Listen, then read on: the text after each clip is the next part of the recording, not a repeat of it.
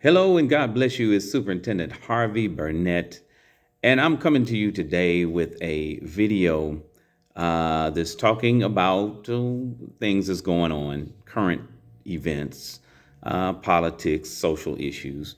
However, the main point of emphasis of this particular video is to look at and respond to statements made by one of our Church of God in Christ bishops, Talbert Swan, not in a official capacity or not in a church capacity, but on his personal platform right before the convocation.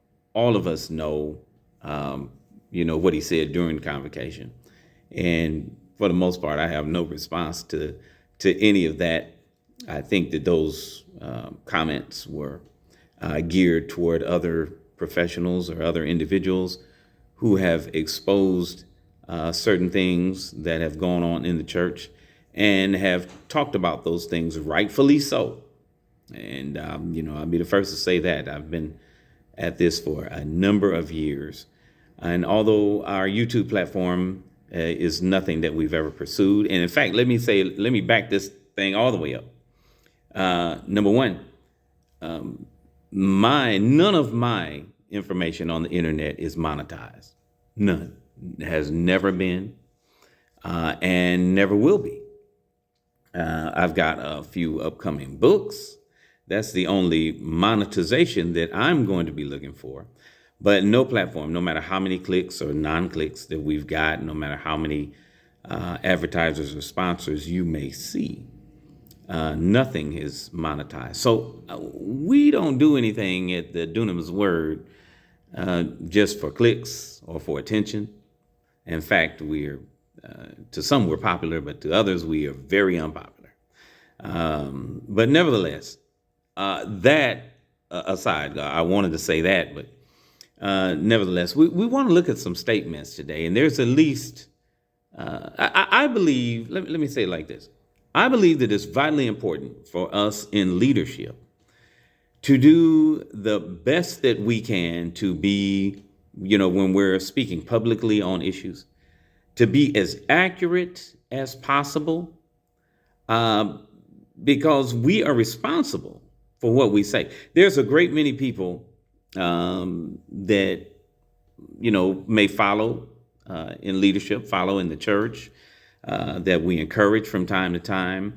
And so I believe that it is our utmost duty to make sure that we are actually, when we set things forward in the realm of social environment and all of that, there's very important that we are accurate with what we're saying, because we could stir up people in the wrong way and in the wrong manner. And I'll say it like this.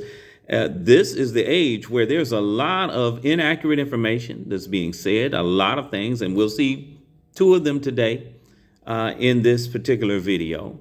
And I hope that you'll have some understanding, or at least a better understanding, after the video is over. Not so much, we're not trying to rebuke Bishop Swan. We're not trying to do any of those other things. I mean, I think he rebukes himself with some of the positions that he has.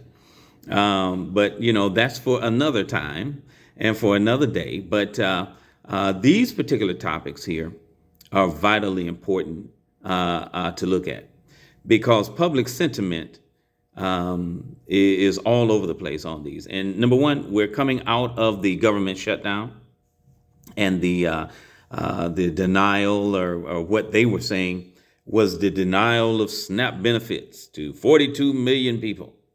Nobody's alarmed that 42 million people have to be on SNAP for whatever reason.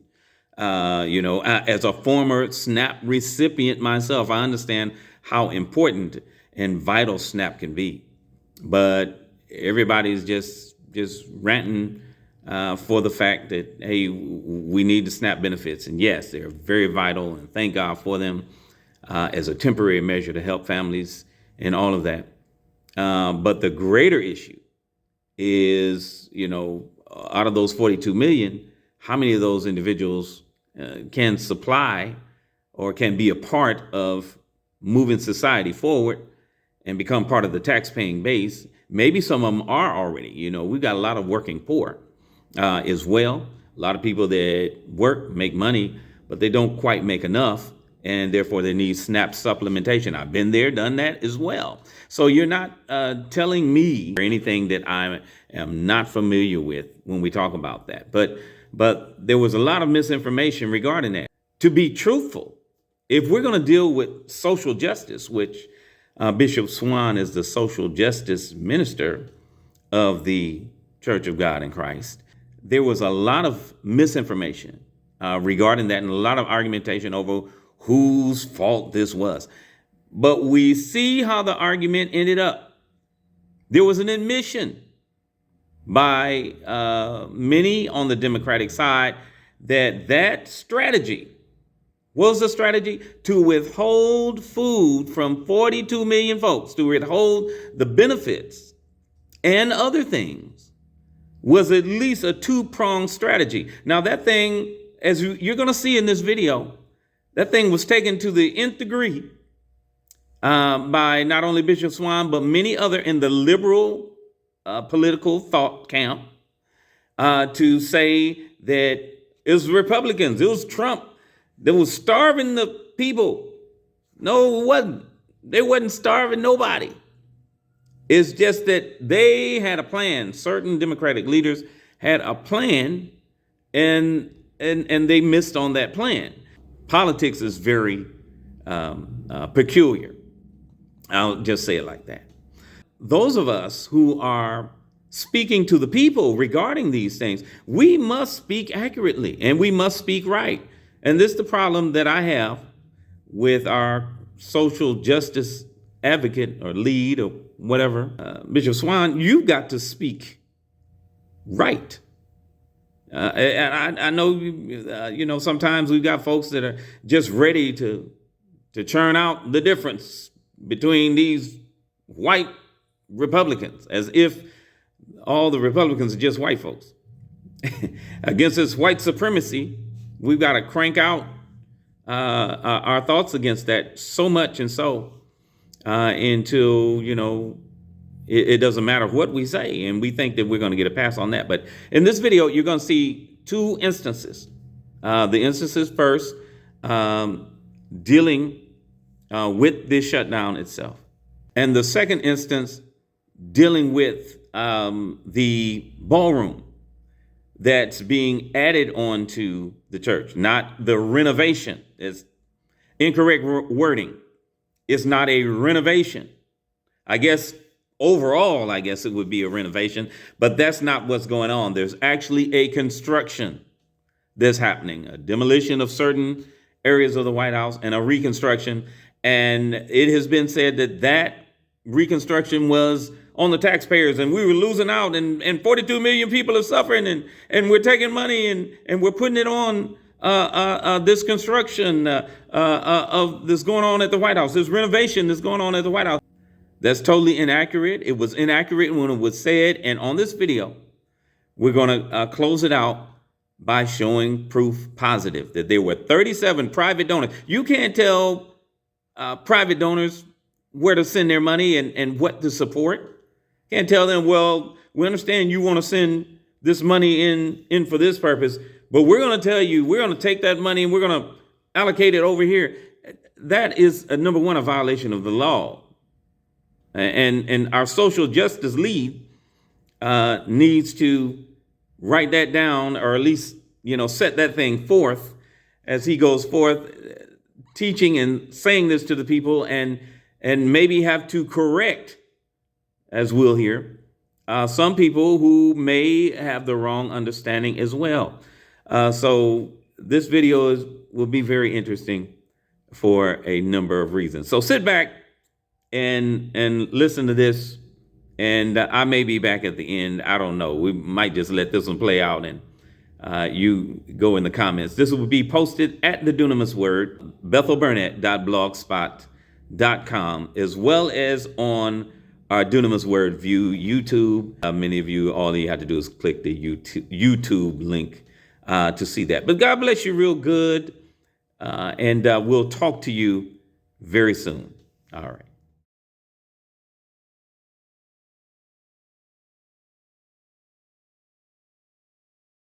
Americans, including working families. This ain't about people who just sitting around doing nothing, being lazy, getting benefits. We're talking about people who work because they're not being paid a living wage. All right? Working families, seniors, veterans, people with disabilities, and children.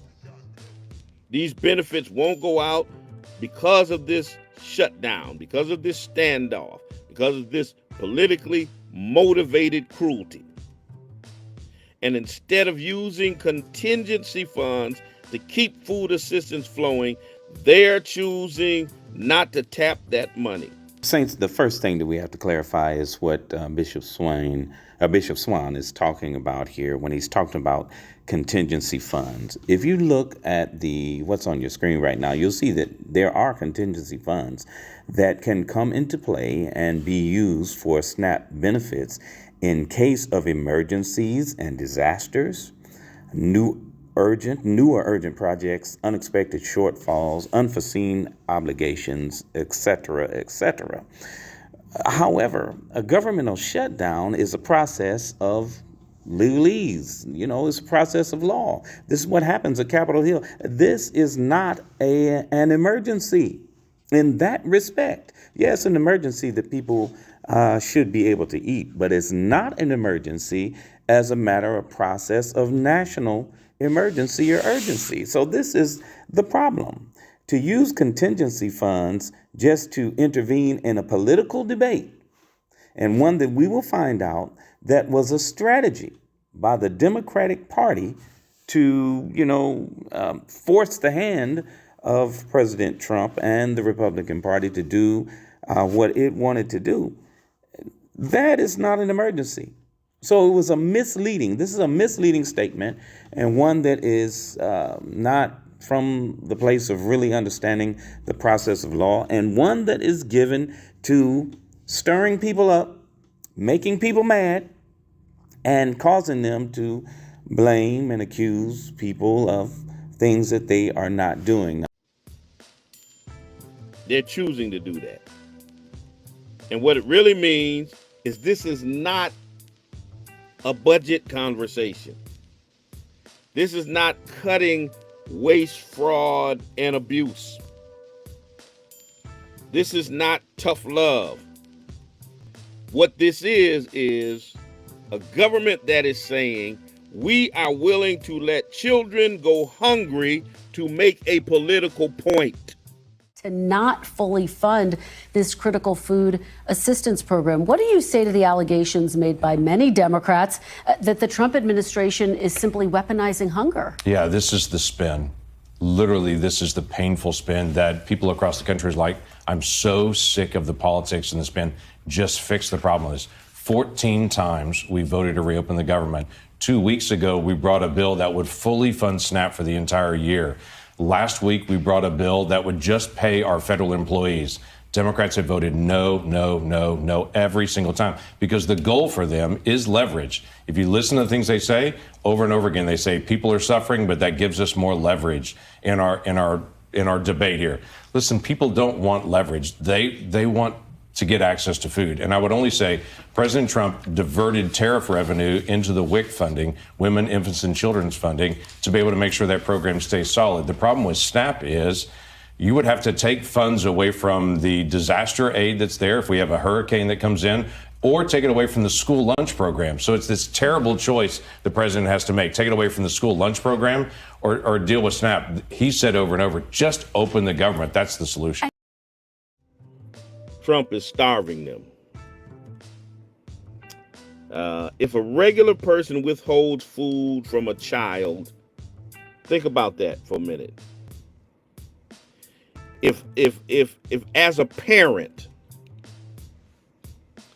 I withheld food from a child, they would call that abuse. Think about it. They would call it abuse. But when a government is withholding food from millions of children, We're being told that's fiscal responsibility.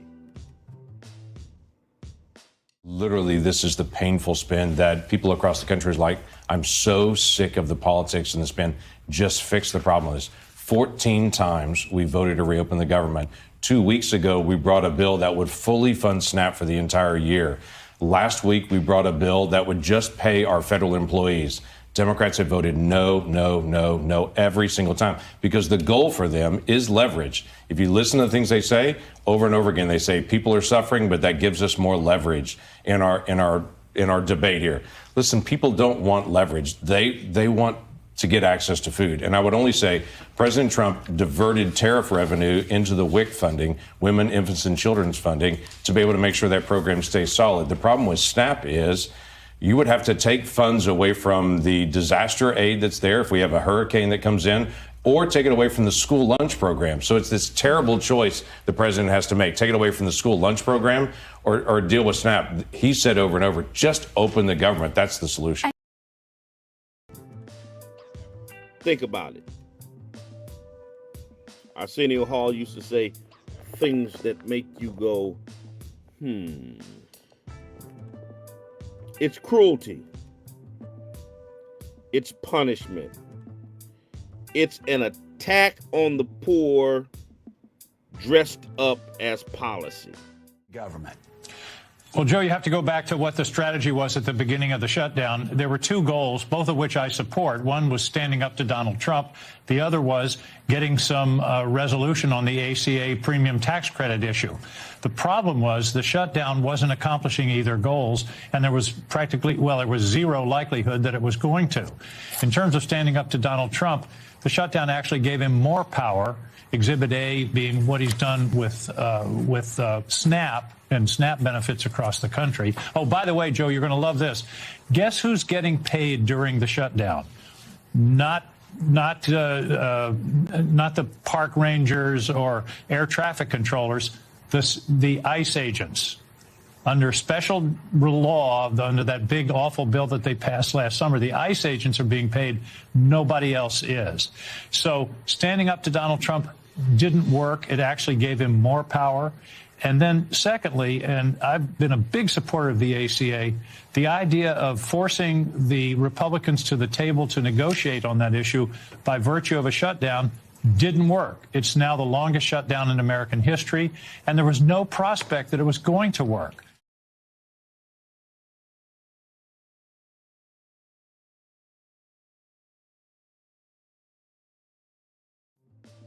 And here's the part that should make everybody incredulous.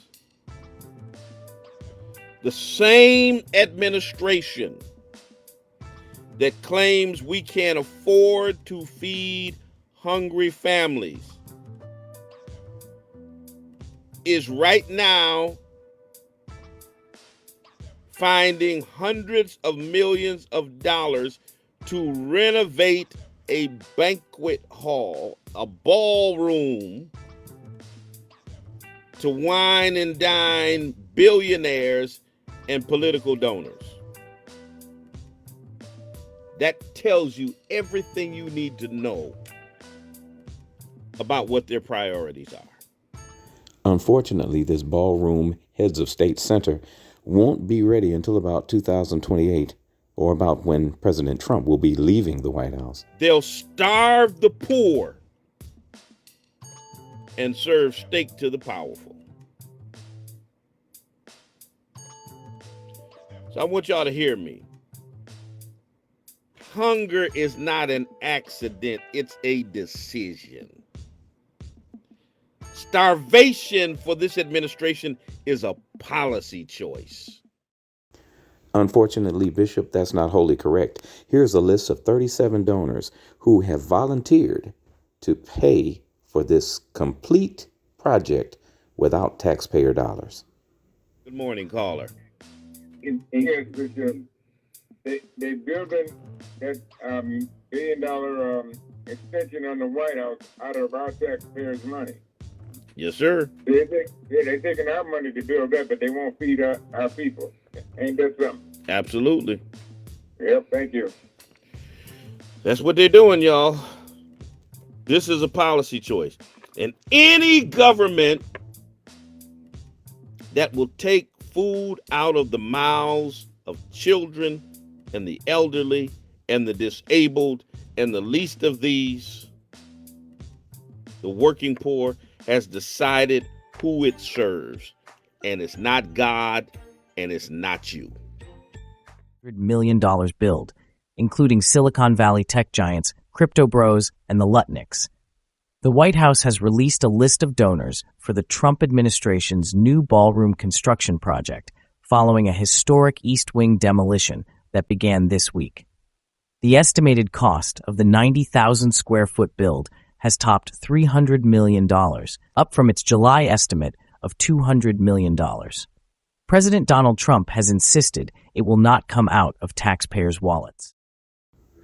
At the time that Bishop Swan did his broadcast, these reports were widely accepted. He refused to tell the truth. A list released by White House officials and reviewed by Fortune shows all 37 donors footing the bill instead, and it includes some of the nation's largest tech companies, companies with government contracts, and members of the administration. Their private, tax-deductible donations will be made to the nonprofit Trust for the National Mall. The White House did not release the size of the donations for all 37 listed. Trump has previously said he will pay for some of the project, though his name doesn't appear on the list. Corporate donors. 1. Meta Platforms. CEO Mark Zuckerberg previously attended a White House dinner for tech leaders in September, where he pledged at least $600 billion in investments in the U.S. by 2028. Meta, the parent of Facebook, Instagram, and WhatsApp, frequently engages with federal digital policy initiatives and AI oversight forums. 2. Apple. The company announced plans in August to invest $100 billion in domestic manufacturing, aligning with Trump's wishes to reshore industrial work. CEO Tim Cook also attended the White House dinner last month and has maintained a close relationship with the administration. Number 3. Amazon. Founded by Jeff Bezos, the e-commerce and cloud computing company has major federal contracts with the Pentagon and has cultivated a new relationship with the administration through intense lobbying. 4. Google. The search giant's parent company agreed to pay $24.5 million to settle a dispute with Trump earlier this year over his YouTube ban following the Jan 6 Capitol riots. Alphabet pledged $22 million of the settlement money to go toward the ballroom construction. Number 5. Lockheed Martin. The defense contractor is a major supplier for Pentagon programs and has received $33.4 billion in federal contract awards in 2025 alone, according to USA Spending. The company is reportedly contributing more than $10 million to the ballroom. Lockheed Martin is grateful for the opportunity to help bring the president's vision to reality and make this addition to the People's House a powerful symbol of the American ideals we work to defend every day, a spokesperson told Fortune. Number 6. Microsoft. The software and cloud provider has multi-billion-dollar federal contracts, including AI partnerships integral to U.S. cybersecurity strategy. Comcast. The parent company of NBC Universal faces scrutiny from Trump, who called for the Federal Communications Commission to revoke NBC's license in August. He accused NBC and fellow broadcaster ABC, owned by Disney, of being two of the worst and most biased networks in history. Number 8. Altria. The parent company of tobacco brand Marlboro and one of the country's largest tobacco firms has pushed for less FDA oversight of e-cigarettes. A subsidiary of the company, Altria Client Services, is a donor to Republican PACs. Number 9. Coinbase. The popular crypto exchange platform is headed by CEO Brian Armstrong, who has supported Trump's push for looser crypto regulation and dollar-pegged stablecoins. 10. Palantir Technologies. The data analytics company has had a surge in major federal surveillance and border security contracts under the Trump administration. 11. T-Mobile. The telecommunications giant's merger and licensing agreements were reviewed favorably during Trump's first term. Trump Mobile, a Trump Organization-branded cell service, runs on the company's network. 12. Ripple. The blockchain payments network has an interest in Trump's push to position the U.S. as a digital asset finance hub. 13. Hard Rock International. The Seminole-owned casino and hotel brand's chairman, Jim Allen, once served as a vice president of operations at the Trump Organization. 14. Tether America. The crypto stablecoin issuer has supported Trump's digital dollar alternative framework. 15. Union Pacific Railroad. The freight transportation company is hoping to merge with Norfolk Southern under a Republican-led SEC. 16. Micron Technology. The U.S. chip manufacturer was celebrated by the White House this year after announcing a $200 billion investment in the country. 17. Caterpillar. The heavy machinery manufacturer is viewed by the administration as symbolic of the Made in America push. 18. Booz Allen Hamilton. The defense and cybersecurity contractor said in its second quarter earnings call that 90% of its $7.2 billion made in bookings in the quarter came from national security work. 19. HP. The computer hardware maker gave $50,000 to Trump's 2025 inaugural committee and has received contracts from the U.S. military and other departments. 20. Next Era Energy. The top renewable energy utility's CEO, John Ketchum, previously said he agrees with the administration's focus on bringing jobs back to America, but has also criticized Trump's efforts to boost the coal industry. 21. Reynolds American. The tobacco conglomerate's PAC gave $25,000 to a Trump fundraising committee in 2016. Private and family donors. 22. The Adelson Family Foundation. The philanthropic arm of the late Sheldon Adelson, a casino mogul and longtime Republican donor, is now run by his widow, Miriam, who is another big GOP donor and received the Medal of Freedom from Trump during his first term. 23. Stefan E. Brody. The industrial metals investor was convicted in the early 2000s of violating U.S. sanctions on Cuba, and a 2023 pardon request to President Biden was denied. 24. Betty Wold Johnson Foundation. The charitable organization funded by the Johnson & Johnson heiress is known for gifts to education, health, and civic projects. 25. Charles and Marissa Cascarilla. Charles co-founded blockchain firm Paxos. The couple advocate for financial technology deregulation. 26. Edward and Sherry Glazer. The siblings and Florida sports tycoons own the NFL's Tampa Bay Buccaneers and have partial ownership of Manchester United. The Glazers are also recurring donors to Trump PACs. 7. Harold Hamm. The oil billionaire and Continental Resources founder has been an informal advisor to Trump on energy issues. 28. Benjamin Leon Jr. The Cuban-American Miami healthcare entrepreneur and philanthropist donated over $3 million to Trump's 2024 campaign run and was nominated by Trump in January as U.S. ambassador to Spain and Andorra. His nomination is pending Senate confirmation. 29. The Lutnick family. Led by Secretary of Commerce Howard Lutnick, the family is a major supporter of Trump's economic agenda and philanthropy. 30. The Laura and Isaac Perlmutter Foundation. The former CEO of Marvel Entertainment and his wife are consistent donors to Republican and Israel-U.S. causes. 31. Stephen A. Schwartzman. The Blackstone CEO served as an intermediary between Trump and China amid a trade war during his first term. 32. Konstantin Sokolov. The Russian-born American investor is involved in infrastructure and energy holdings. 33. Kelly Loeffler and Jeff Sprecher. Loeffler heads the Small Business Administration and is a former U.S. Senator from Georgia. Her husband Sprecher is the founder and CEO of Intercontinental Exchange, which owns the New York Stock Exchange. They donated $5 million to Trump's 2024 election efforts. 34. Paolo Tiramani. The founder of 3D Modular Systems and a Florida-based construction tech entrepreneur, is active in real estate innovation. 35. Cameron Winklevoss. The co-founder of crypto platform Gemini and early Bitcoin billionaire, is a consistent GOP donor lobbying for clear crypto laws. 36. Tyler Winklevoss. The Gemini co-founder and twin brother of Cameron shares similar cryptocurrency advocacy and technology investment roles. 37. J. Pepe and Amelia Fanjul. Part of the powerful Sugar family in Florida and Republican donors, they hosted a second-term Trump fundraiser at their Palm Beach estate. And just in case you missed it, listen to this one more time. President Donald Trump has insisted it will not come out of taxpayers' wallets.